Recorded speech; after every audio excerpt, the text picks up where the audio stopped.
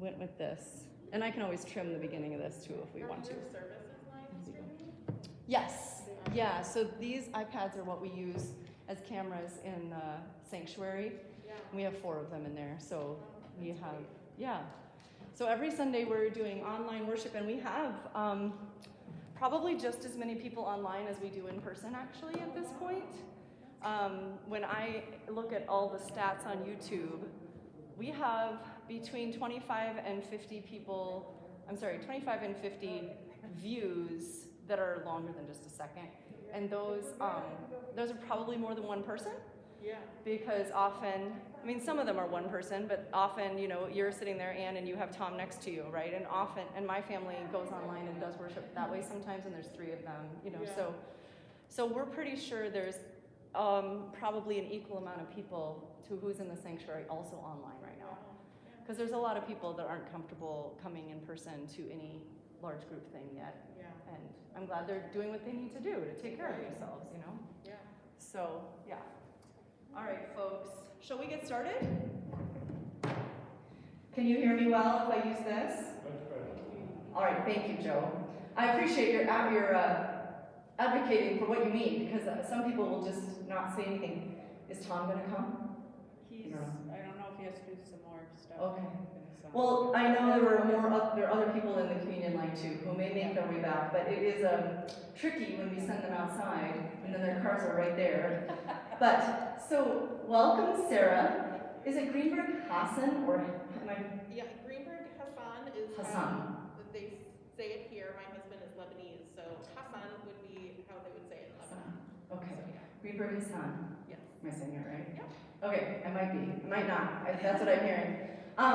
Thank you for being here. Thank you. We are really grateful that you are here, and even though we are a small crowd in this room, we will have a recording and we will share that online, and there will be other folks who will be very eager to hear the same information. So just so you all know, Sarah and I met in the last few months because there was a relationship established with Salem and FACT, which means Feeding Area Children Together, last summer, right? Through the confirmation program to do packing every month of the food that she'll talk about in a little bit. And when I got here, I learned that this had been the plan, but of course COVID had messed up the plan, because COVID messes up a lot of things right now, right? And so we have been working together, talking about different ways to make sure that the whole congregation realizes what an amazing, powerful, I'm going to call it a ministry. I don't know if you use that word, but I'm going to call it that. A ministry in this community. It's not a faith-based event at all, but that's cool because it involves lots of different businesses and agencies. So I'm very happy that Sarah is here, that we're able to record her presentation and share this more widely, and hopefully have the whole congregation understand both the child hunger needs that we have in this area, which I think a lot of people are curious about and might not know, and also that this is a way that we, as Salem, can really be involved and participate. So, as you already heard in worship, we are doing a special offering today, and that special offering can be done online as well. So if you get home and you want to do it that way, if it's easier, or if you have friends that you know would care about this, they can go online to the Salem Giving and use the drop-down menu Salem's Kids, which, as you know, is what we use for Sunday school. We're using that line for this right now. So feel free to share that with folks, and we'll be sure that we raise additional funds and be able to give a special offering to feed our area children. Okay, please use this. Thank you. Absolutely. Thank you. Can you hear me? Okay. All right. So my mask is not too thick. I'll start off actually by talking about the FACT story. And really, FACT started at my dinner table with my kindergartner at the time, who asked me if taking food from the garbage can is stealing. And I had been a social worker in my previous life before becoming a mom, and so I didn't go there at first. I just started off right away with the, depends, whose garbage can, and then I stopped and thought, that's not what he's asking. And I asked him, why is he asking that question? And he told me about this situation at school in which a child tried to take food from the garbage can at the cafeteria, and was told that he couldn't, to put the food back, and the child became very emotional. So we started talking and having this conversation with it was my second grader and my kindergartner at the time. I had a 2-year-old as well, but he was off running. And I quickly found out that my kids knew more about this idea of childhood hunger in their schools than I did. We talked about the kids who get upset at school, and the kids that go and visit the nurse's office every Monday morning, or the kids falling asleep at their desk. And I realized that I kind of got an idea that this was a bigger problem than I knew about at that time. I was 7 months pregnant with my 4th child, and my second grader at the time looked at me and said, "What are we going to do about this?" I didn't have plans to do much about it, but it became an issue that really weighed on my mind day and day and day in. So I started talking to other parents of kids in my kids' school, and I asked them, "Have you heard about this? Do you know about this problem?" And to my surprise, a lot of them said, "Oh yeah, I heard that, and I heard about this teacher who's buying food and putting it in the kids' backpacks randomly, and kids that teachers kind of hide muffins in their drawers for breakfast, or granola bars, or that kind of thing." And together, we really thought, okay, this is just an issue of getting the right resources to our child's school, that it must be just this problem at this school. So we met at Starbucks several times, little toddlers running around, and then we started going to other nonprofits and saying, "Hey, we have this problem at our school, could you feed our kids?" And a lot of them responded the same way, and that was, "We understand the problem, we know the problem." Some of them educated us a little bit more about the problem, and it's bigger than us. It will take too much funding, and it's not just your child's school, it's other schools too. And if we serve one school, we're going to have to serve the other schools, and that would be hard. To launch a program like that would be hard. So 4 parents at the time, me and 3 other parents, met about it, and we said, "All right, what does our failure plan look like? We feed like 10 kids for a couple of months, and then we close up shop, and at least they got some meals for a couple of months. Let's try it and let's do it." So we put the word out there that we were collecting funds for this program, and we were really shocked by the community outpouring. And we started off in Discovery Elementary School at the time, which was not my children's school at all, but they had the setup and the space for it. And we started off feeding 50 kids, and this was in 2017. Today, we're feeding about 410 a week at that. So in just a short time, we've made huge growth. But let's talk a little bit about what this is all about, hopefully. So we hear these words, hunger, food insecurity, and they're not necessarily the same thing. Food insecurity is a measure which tells us whether a family has the ability to feed all of their family members health-wise for a healthy lifestyle. And so we use this food insecurity, and there's a lot of factors that go into it: cost of living, how much the family makes, how big is the family, the food, how it costs in that area, and we try to figure out if a family member or a family at large is at risk for hunger. So that's what we use that for. In the United States, 1 in every 9 people struggle with food insecurity or hunger. Okay, so in central Minnesota, we think this was pre-COVID. The number was 1 in every 5 children face food insecurity. We're thinking since the pandemic that it's probably gone up. We're seeing an increased need, so we're pretty sure it's gone up, but the statistics aren't out yet for that exactly. And the why.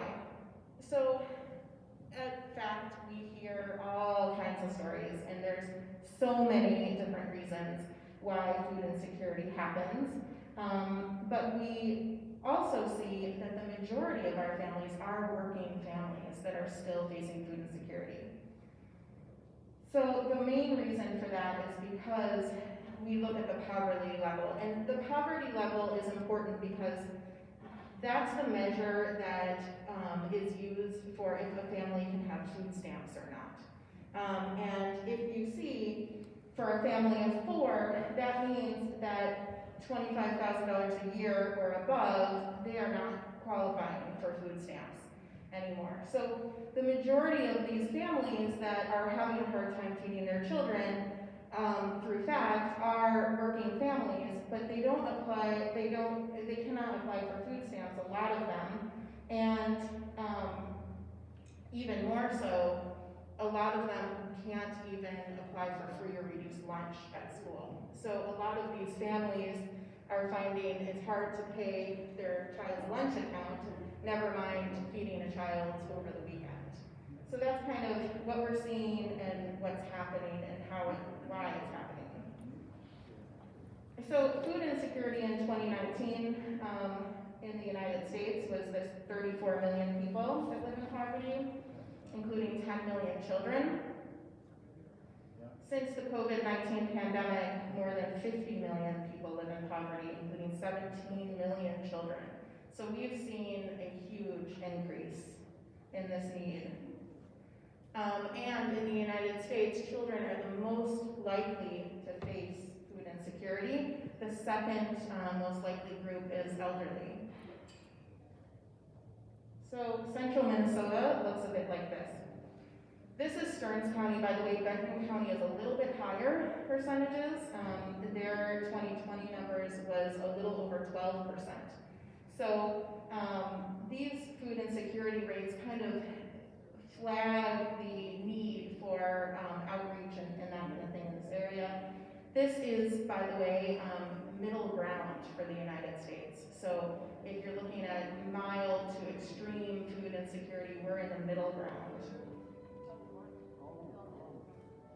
So what we're seeing is problems in school, health problems. We're seeing families making decisions between buying medicine or bringing their child to the doctor and paying for food, paying for rent.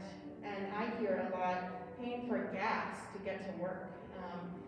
They're really struggling between food and gas this month or rent or that kind of thing. And they're maybe making food decisions that are to save money rather than to feed their children healthy-wise. A lot of what we see, of course, too, is that parents are going hungry so that they can feed their children a bigger meal. We hear a lot of stories, especially from middle schoolers that we serve, of parents who say, oh, I'm not hungry, or oh, I ate at work, and are feeding their children. But the middle schoolers know, and they're coming to school, and they're kind of devastated by that as well. They're talking to the social workers about their parents who skip meals so that they can eat, and therefore the child feels that and understands that as well. We're also finding that in our schools, levels of anxiety and depression in children that face food insecurity is much higher. So that comes out in temper tantrums in our little kids in the hallway. For our older kids, it's bigger problems, right? Bigger kids, bigger problems. And it really stresses the resources in the school. So FACT does not ask our schools to fund the program. We fund our programs ourselves through groups like you guys.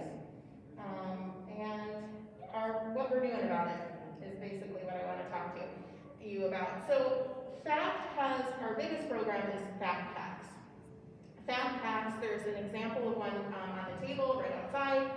And they're full meals for the weekend that go into a child's backpack and goes home with them on the last day of school before the weekend. Typically it's teachers this year that are putting backpacks in backpacks, but on a non-COVID good year, we have volunteers that we call food fairies who go into the schools when the children are not in their classroom, so they're out to recess or something like that, and they're putting the bags in their backpack. So the child doesn't know that they have this backpack in their backpack until they get home.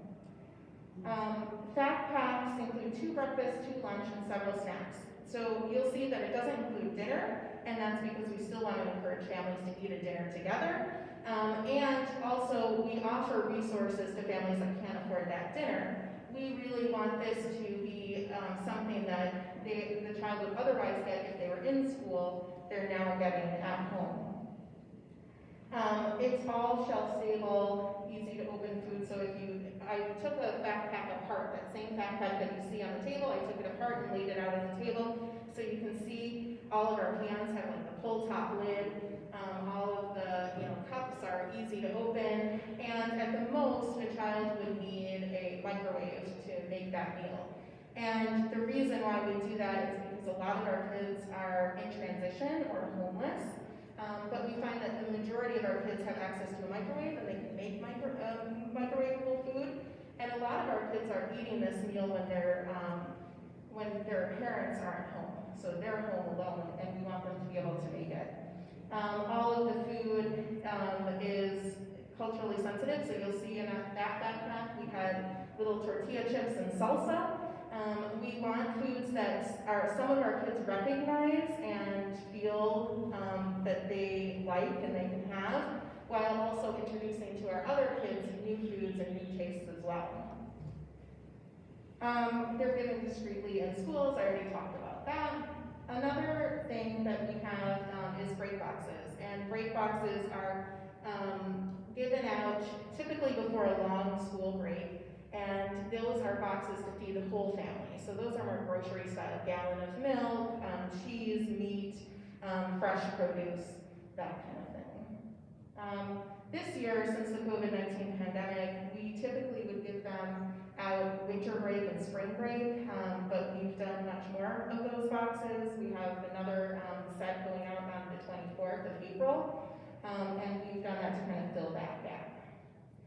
We also have pantries in all of our schools. During the pandemic, we also have a pantry at the FACT office, and we offer pantry boxes to be delivered to families' homes.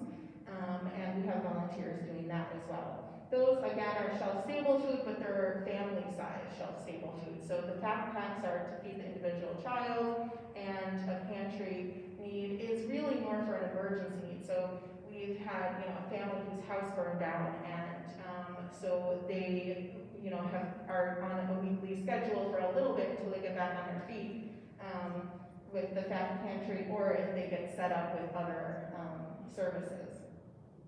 So I mentioned we're serving about 410 kids a week now, and we've branched out a little bit. We've served 12 schools instead of that one school that we started just a few years ago, and 3 different school districts in central Minnesota.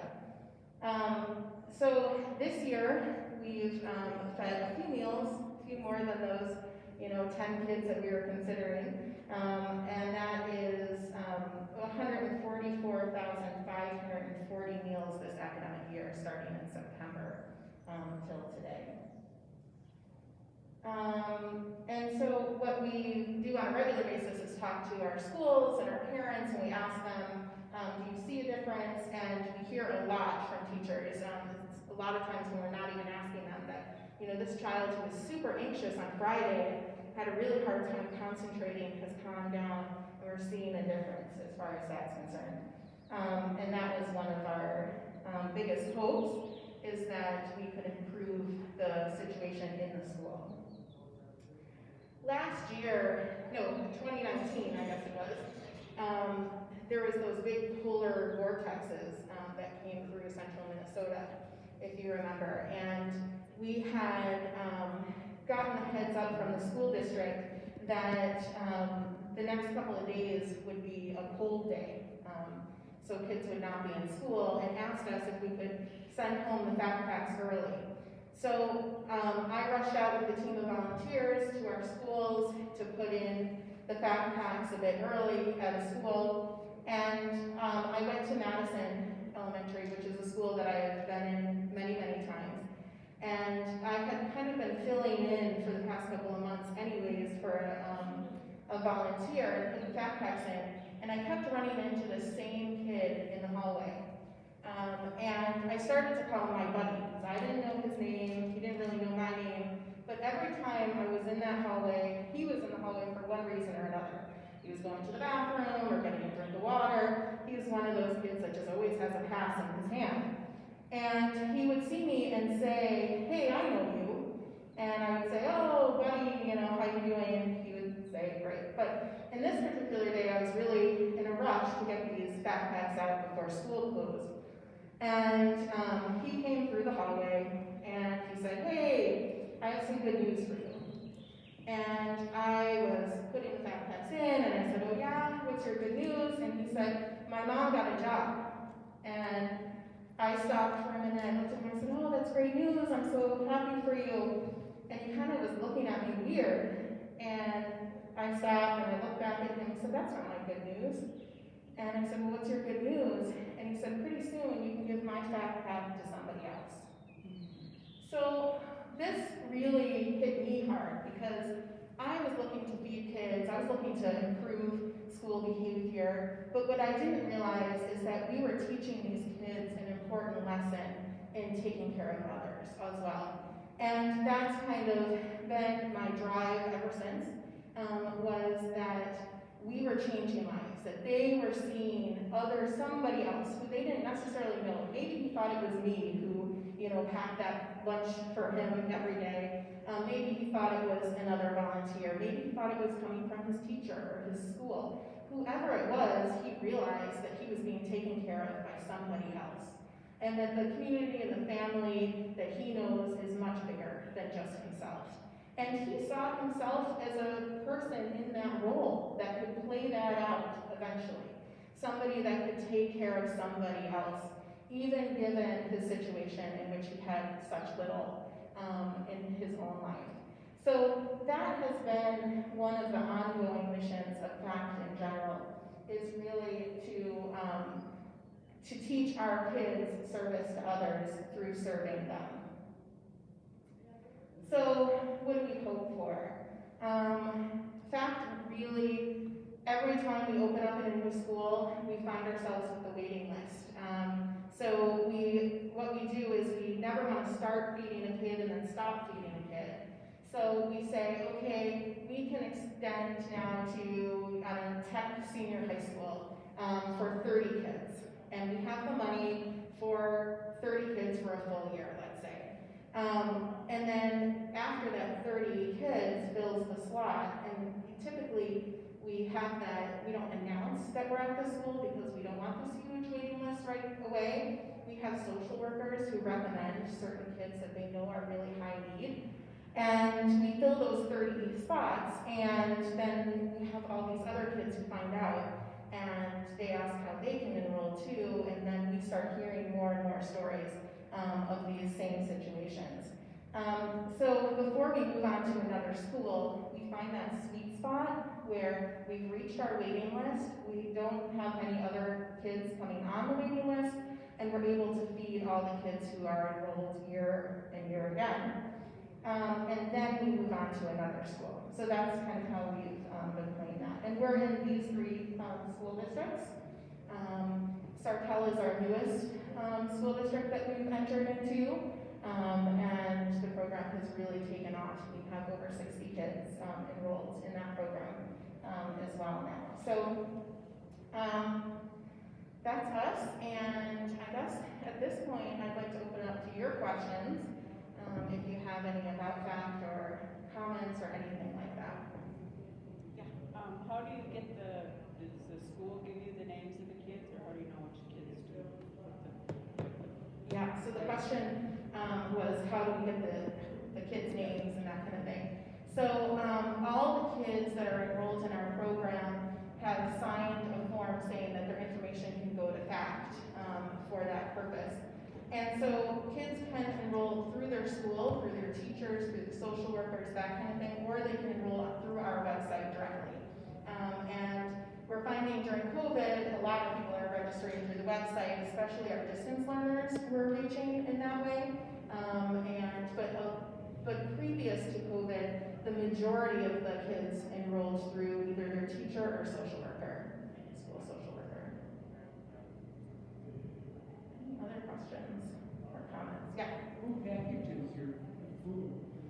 So we have groups that typically, on a non-COVID year, we have groups that come and pack food for us. And we have an assembly line in our FACT office, and everybody gets a food item, puts it in the bag, and goes down.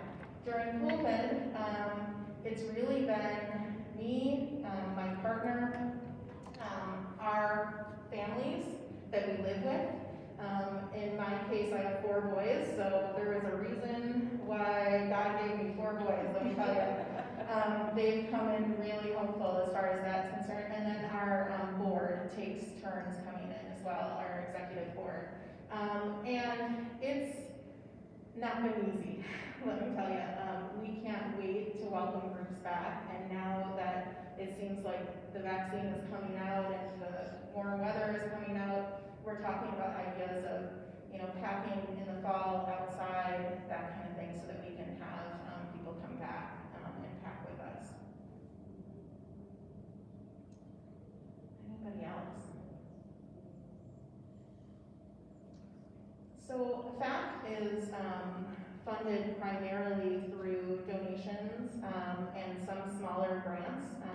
We are applying for grants all the time, but that's one of the most amazing things to me is I grew up in New York, and my husband and I moved here in 2009. He's a professor at the university, and when the other nonprofits said, the funds would never come, I really believed that. I mean, who's going to donate to a bunch of parents just, feeding kids on the weekend?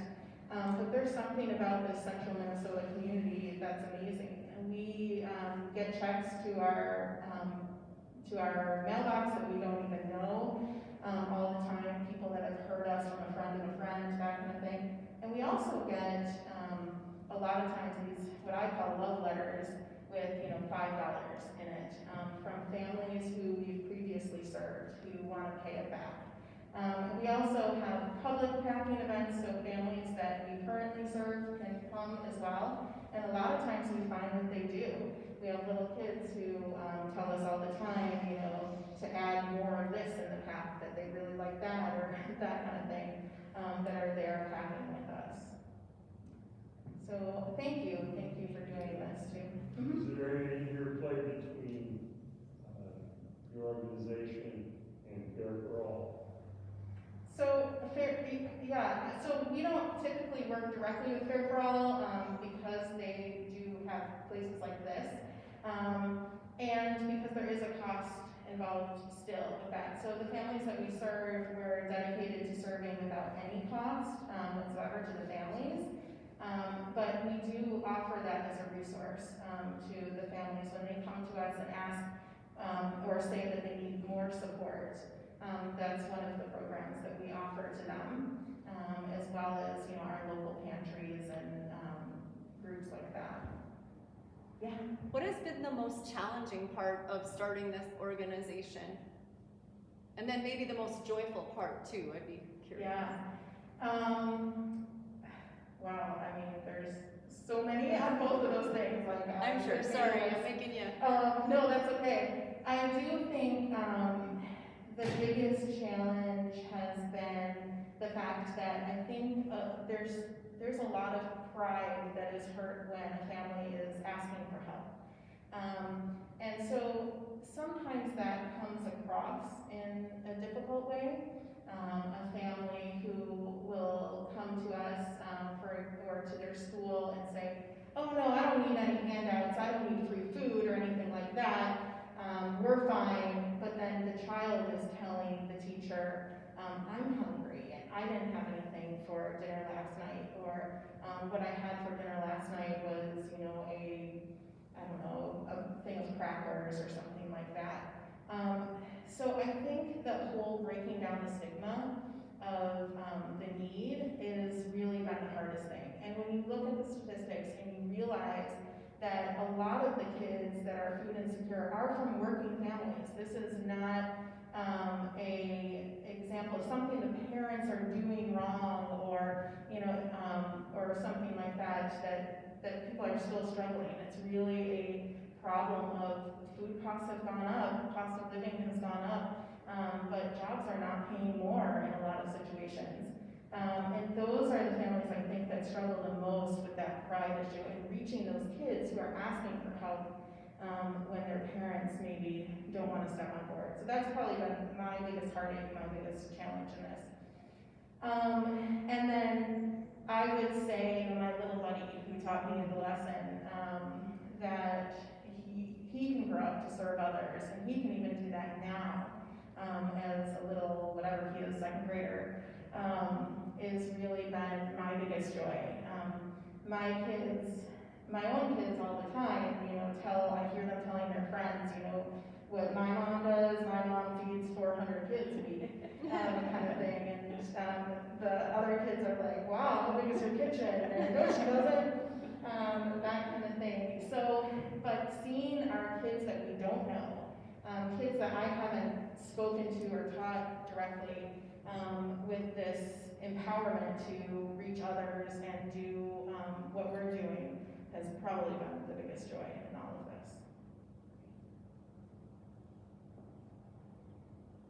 Any other questions or comments or anything like that?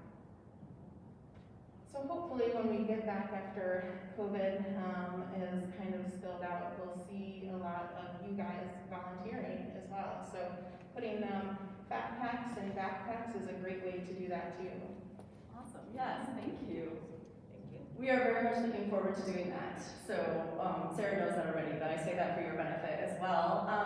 I want you to give me just a bit of feedback if you don't mind, because I'm curious if you're willing to say how many of you are surprised by the amount of hunger in our local school system. If you're surprised, would you raise your hand? I'm curious. Okay, like maybe half of us or something. I just am curious kind of where we're at as a community of Salem in terms of how well do we understand this challenge, because it's a really big challenge. I'm so grateful for all the work that you are doing, and so grateful that you got to come today and share this with us. So thanks for being willing to do that, and we look forward to partnering more in the future. So we do have a special offering happening, as you heard me say earlier. So we'll be sending you a check. I was kind of hoping I could give you one today, but logistically that wasn't really realistic. So we will be sending you one, and just want you to know that this is incredibly important to the people at Salem. I think we want to know that our neighbors are fed. Is that a fair statement? All right, so a big hand for Sarah and a huge thank you from all of us. Would you be able to hang out a little bit longer if people have one questions? And please go out and check the table. I think Sarah also left a stack of cards, so if anybody wants some contact info, that's what I saw. All right. Thank you guys for coming.